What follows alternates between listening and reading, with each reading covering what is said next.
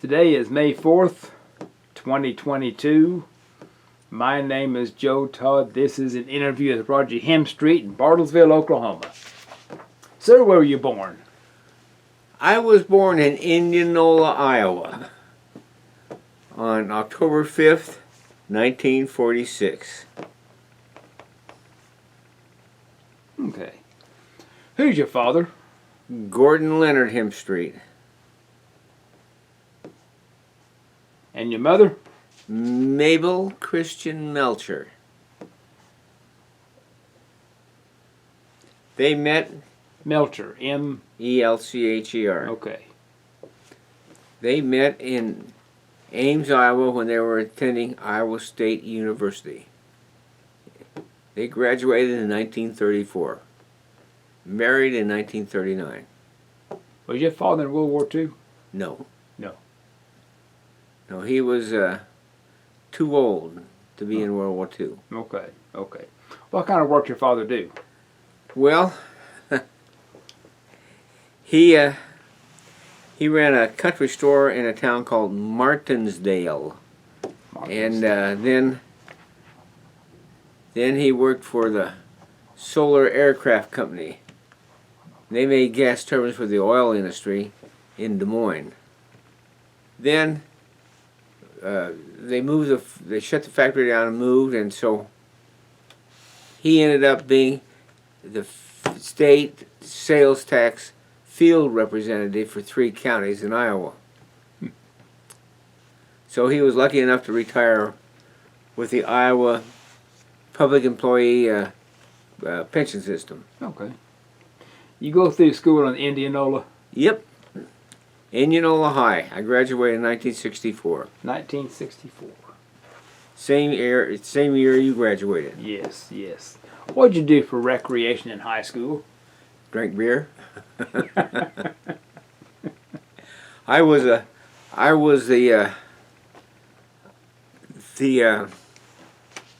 mechanic / flunky in a bowling alley. Made $20 a week, and I tall cotton. What'd you do? I got up every morning about 4 o'clock and cleaned the bowling alley and all the public areas from the night before's business, and so it was ready for the next day. I did that before I went to school. And then I'd get in a couple lines of bowling. I thought I was going to be a professional bowler at one time. But you didn't? No, didn't Okay. quite make it. Okay. Who was your favorite teacher? Harry Grange. Why was he your favorite? Well, he taught civics.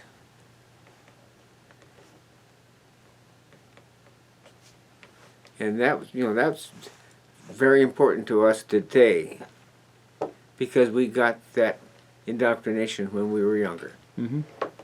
What did you do after high school? I went to Iowa State University. What was your major? Mechanical engineering. And I was fortunate enough to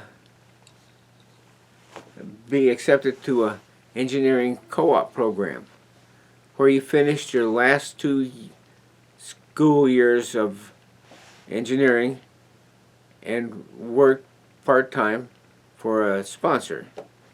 And my sponsor was John Deere Waterloo Tractor Works. So I worked for a quarter and went to school for a quarter. It took me 3 years to do 2 years with the college. So you worked for John Deere? Yep. What'd you do there? Oh, that was a thrill.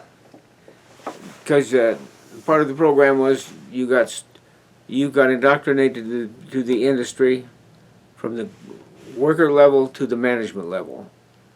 And I started off at a foundry and then graduated to driving tractors off the assembly line, and then worked in the research department.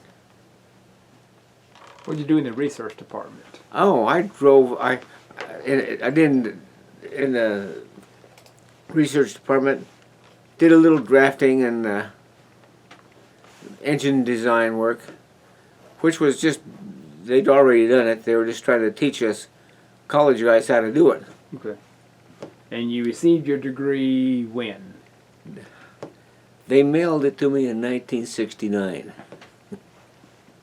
Why'd they mail it to you? Because it was I had to do I had to finish one summer school class to get complete all the requirements.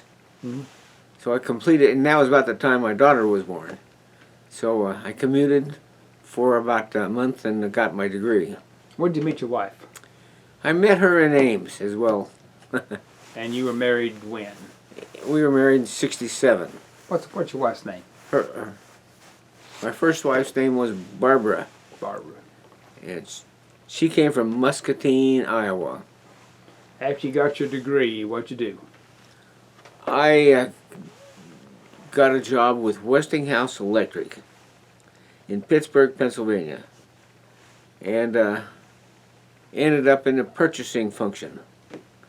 And first job was a buyer at a power transformer plant. Where was this? In Sharon, Pennsylvania. Okay.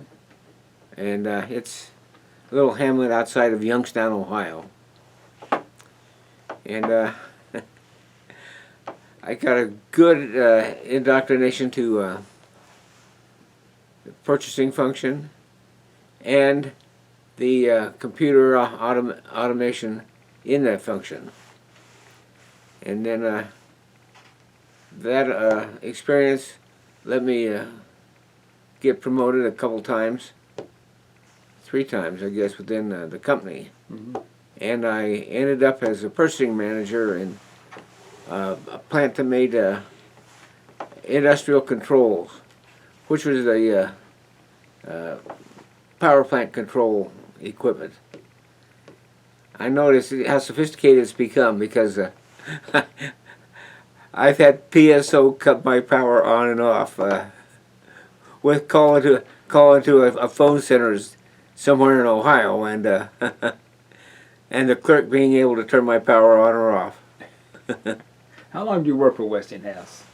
9.9 years, and I left before I was fully vested. Why?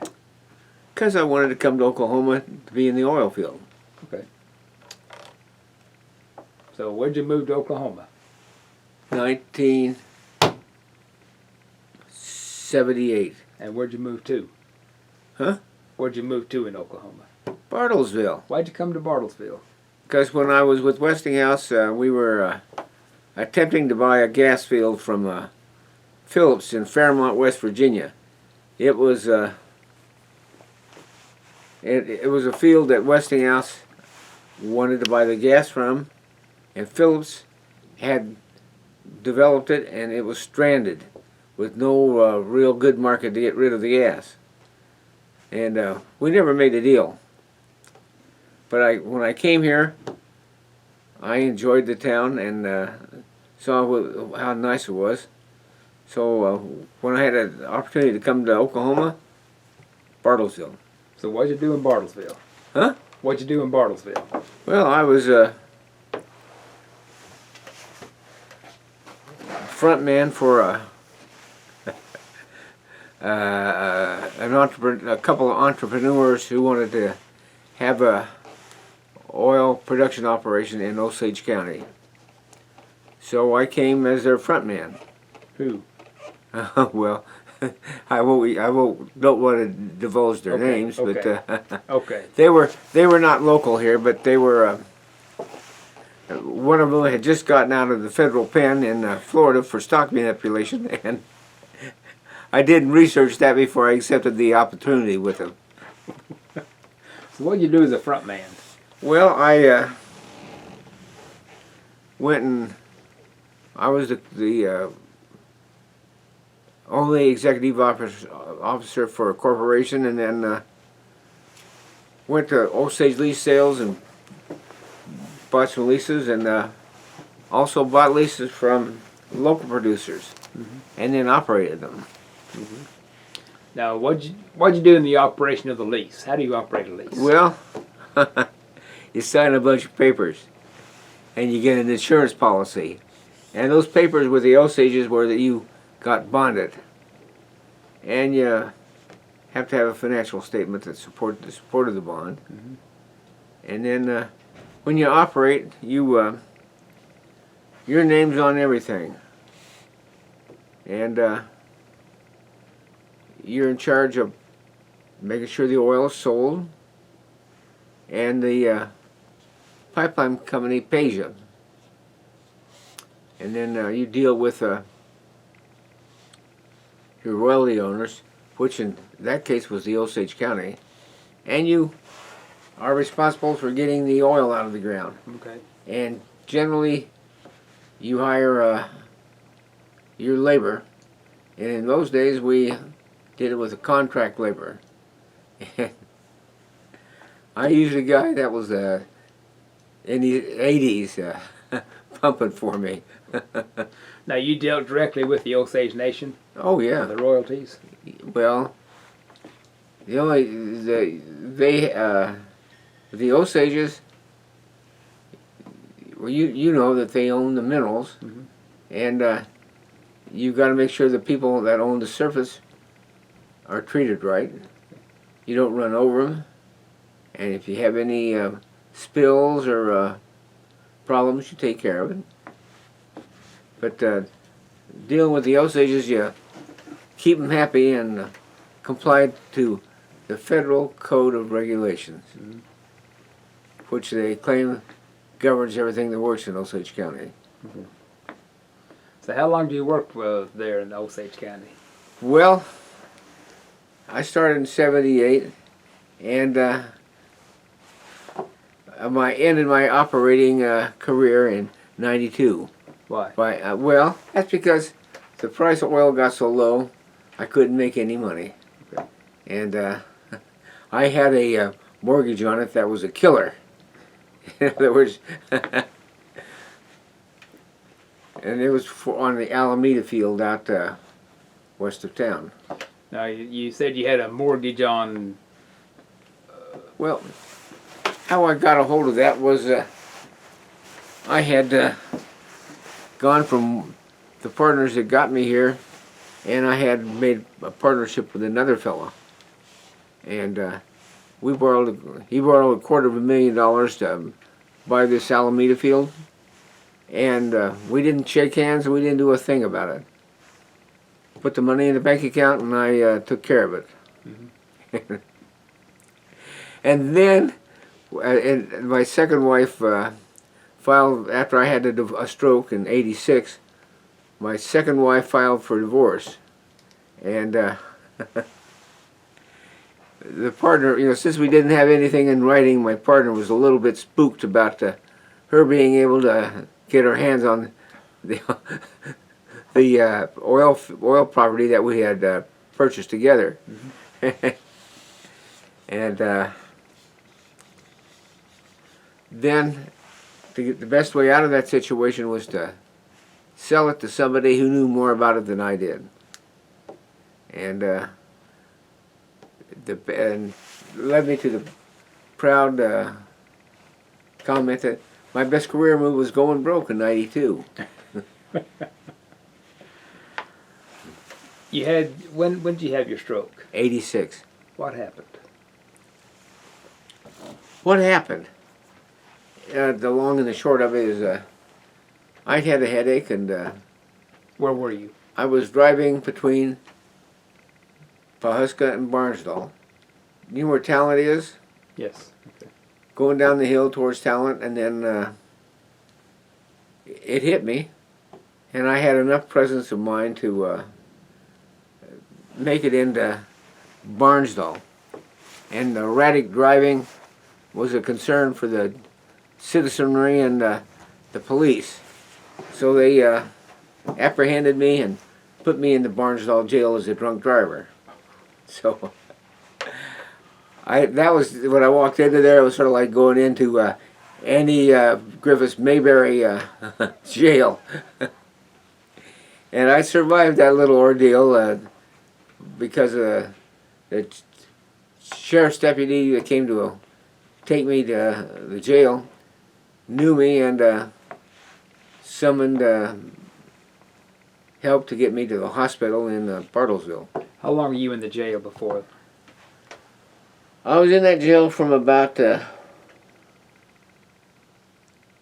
1 to 5, about 4 hours. And Had they got you to the hospital sooner, could they have done something? well, that's, you know, we filed a municipal tort suit against the city of Barnsdall. And we went filed above, and the insurance policy was a couple $100,000. That was the limit for a municipal tort in Oklahoma at that time. So we went for $1 million and took it to federal court. And the best deposition on my behalf was the chief of police that hauled me in. And the doctor that treated me in Bartlesville didn't want to have anything to do with it. So his statement was that the amount of damage I suffered would have been the same regardless of how I was treated. So that way the Honorable Dale H. Cook in federal court denied me a jury trial. So how did the stroke affect you? Changed my life. Positively. How did it affect your body? I'm a hemiplegic.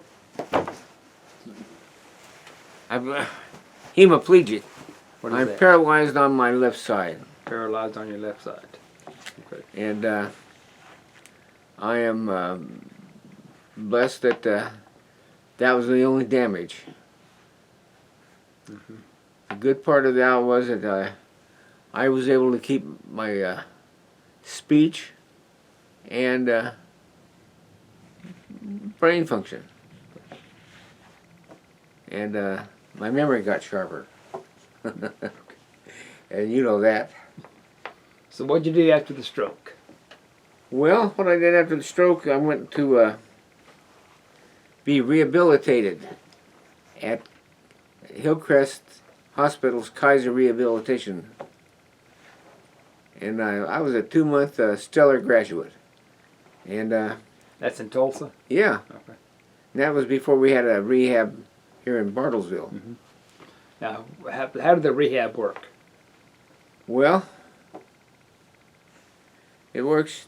You're in a hospital setting, and I had a roommate who was in worse shape than I was. And how that worked is they have a series of therapies: physical therapy, occupational therapy, and oh hell, I can't remember the other kind of therapy. But I started to learn how to stand on my knees, and then finally how to stand. And then after a week or two of learning how to stand, we learned how to walk. And they fitted me with a brace called an ankle-foot orthosis, which kept the left foot from dropping, so you could step with it. And I learned how to navigate with a quad cane, which is a cane that's got a little pedestal on the bottom of it. Mm-hmm. And then I graduated to a cane. And then I had to pass a series of mental tests to get my ass out of there. And there was somebody administering the test, just like you're grilling me with this. Mm-hmm. What kind of test was it? Oh, it was simple tests, like things like if you bought eight oranges for $1 and 10 apples for 50 cents, how much would you have spent? And you figure that out, and you pass or you fail. And you passed. Mm-hmm. Mm-hmm. And then when I got, all during this time, my partner was he took over the checkbook, and he was doing the operating of our properties. And my wife at that time, she was having to live on her own wits. And then when I got the chance to leave the hospital, the day I left, my mother came to the airport in Tulsa, and I ended up. My wife dropped me off the outside, and I navigated to the through the terminal to find the gate by myself, and that was a big accomplishment after where I'd been. And then my sister got in the car with me, and she was my driving instructor as I learned how to drive when I got out of the hospital. A lot of people, when they get dismissed from the hospital, they're not allowed to drive. I somehow escaped that sentence and got behind the wheel and started navigating my own life. Okay. Now, do you have any use of your left side, your left hand, left arm? This is it. What's it? Do that again. Okay, that's it. That's all you can do. Yep. Yep. And that's I have maintained physical condition with the cardiovascular center at the hospital. The hospital here. Yeah. Jane Phillips. Yeah. And I got a machine. My favorite machine is a one where you crank with your hands and pedal with your feet, and I call that Crankenstein. And it's kept my left side flexible. Okay. And it takes a long time. It takes a long time for the brain to heal from an injury like a stroke. And 36 years after the stroke, it's about time for it to heal, be done healing. And so I live with it the way it is. Are you getting more use of your left side, or is it going to be permanent this way? It's hard to tell. Yeah. But it's as I've been back in the oil field in my current activities, I'm becoming much more functional. How are you becoming much more functional? What are you doing? I can get out and walk around and jump on a pipe wrench, or just do a lot of things that we normally do. Okay. Now, are you still independent? Do you work for anyone in the oil fields, or? Yes, I'm independent. Okay. So what do you do in the oil fields? Well, I put together a project up in Kansas. It was a result of doing some investigations over the internet in Kansas. And in the past 10 years, I've been doing consulting work, doing courthouse searches for mineral ownership and lease ownership.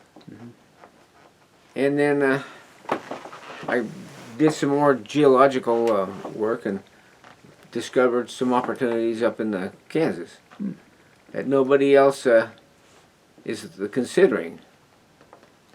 And I was able to get a partner to take a ride with me. So we're in the middle of that ride right now. Okay.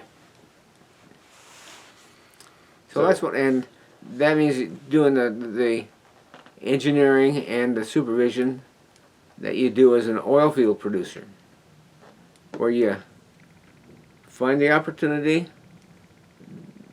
do the technical evaluation, and then you hire subcontractors to do the dirty work. And I found a subcontractor up there in Kansas that will work with me, and the service work I had to pay a premium to get these guys to go from here up to there, 4 hours one way to do a job. So that's what I'm doing now. Okay. And at the age of 75, it's about time. So are you going to retire? That's a dirty word. like you, Joe. You're going to do your thing. Yes. So you're going to keep on working. I don't work. You don't work. I just have fun. Yes. Do you have trouble walking? Not really. I might stumble and fall every once in a while, but no, I don't have any trouble walking. Okay.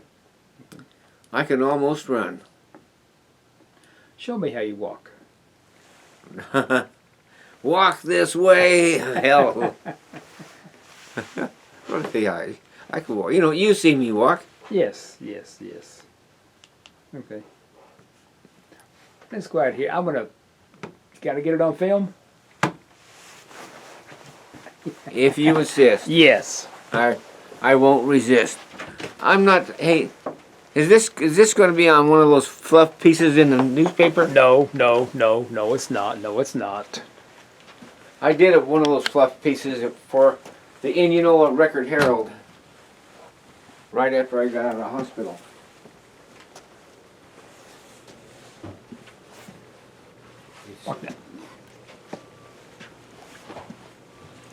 I'm not going to go all the way down the hall. Okay. Halfway down for you. Okay. Okay, you're right. Come back. Okay.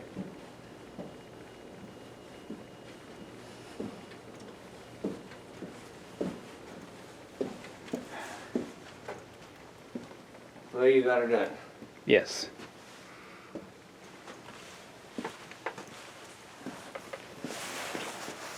Well, this is a very good interview. Okay. I want to thank you. You're welcome. I hope that you get some other characters. See, when during my time here, I have run into lots of people who have been affected by strokes. Mm-hmm. And how you get through it is how well you were prepared mentally and spiritually before it happened. And then you deal with it. Yep. And the collateral damage is quite often the family. How'd your family take it? Well, my kids were in high school expecting me to come up with free rides to college. And they were disappointed that whatever money they thought I had evaporated. And for them, the best thing that happened to them was me going broke and them having to deal with their education and careers with their own wits. The way I learned how to. But they made it. Yeah, they did. Okay. And the second wife, I had a second wife at the time of the stroke. I was the meal ticket for her and her daughter. And when the price of oil was down to nothing and there was no nothing left coming in, she said, well, time to move on. So that was the best thing she ever did for me, was ask me to leave, and I did. You have been spared that not embarrassment, but the experience. Well, again, this is a very good interview. My pleasure, Joe. Okay. And again, this is May 4th, 2022. My name is Joe Todd. This has been an interview with Roger Himstreet in Bartlesville, Oklahoma. Thank you. You're welcome.